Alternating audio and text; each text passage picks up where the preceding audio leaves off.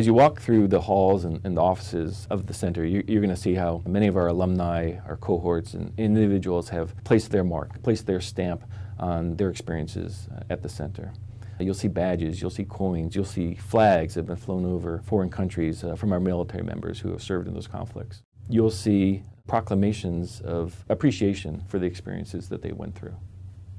Everybody who leaves the school, again, whether it's through our program or through others, takes with them an emotional attachment back to wherever they go. And everybody remembers the time that they spent at the Naval Postgraduate School, especially the folks who go through the Center for Homeland Defense and Security. They have an incredible affection for their experience. Center for Homeland Defense and Security graduates also make the yearly migration to APEX, the Alumni Professional Exchange Continuing Education Workshop. Former students are invited to learn and reflect on critical Homeland Security issues from varying perspectives, visit classmates and faculty, and bring other cohorts into their professional networks. We meet with one former student who details how CHDS and his desire to make a difference led to the improvement of communication systems for disaster recovery.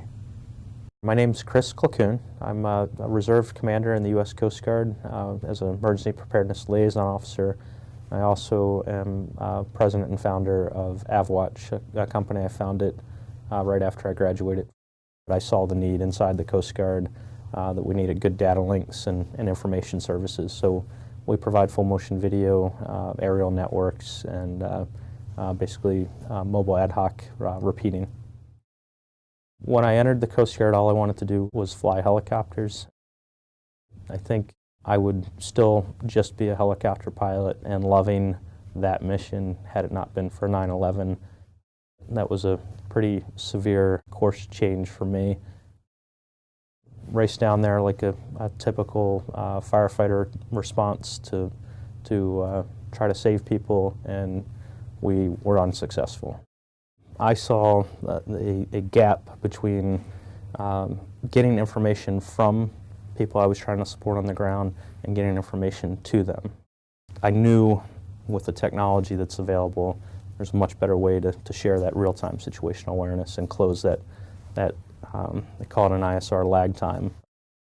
It forced me to start learning about data links and situational awareness and how to incorporate that into our day-to-day missions, fusing lookout lists and other information that we'd been printing out on paper and not really looking at because our operations didn't allow for that to work.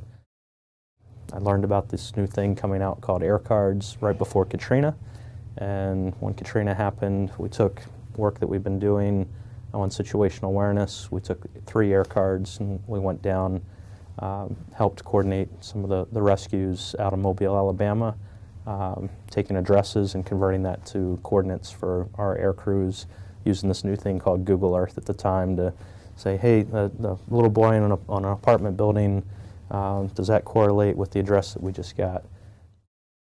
When I came into CHDS, I wasn't initially real happy that I had a thesis requirement. I said, no, this is a waste of time. I need to be doing stuff. But doing the research, focusing on how the Coast Guard was managing innovation, it allowed me to study the innovation process, both internal and external to the government. Post 9/11, it was a great environment for it.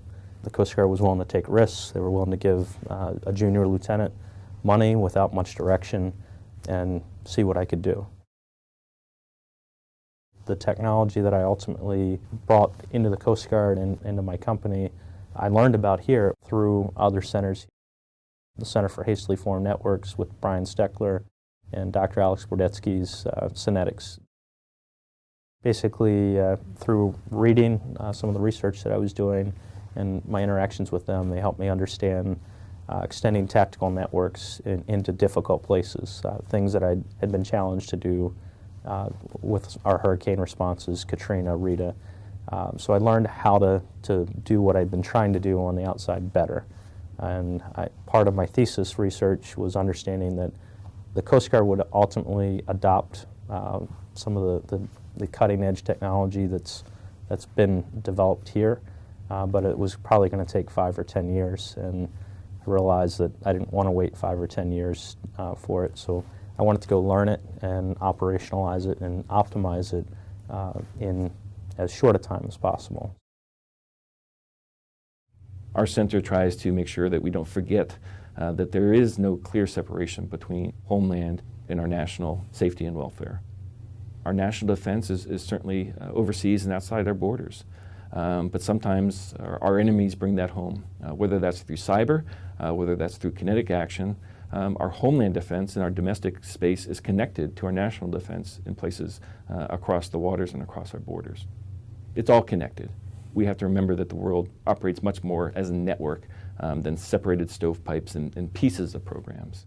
We bring together those that are traditional military and defense-oriented folks with those who are primarily state and local-oriented, as well as our federal partners in civilian agencies.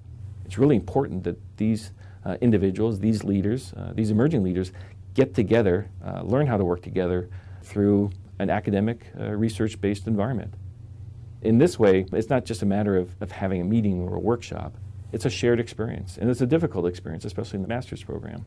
And through that very rigorous experience, incredible relationships are born.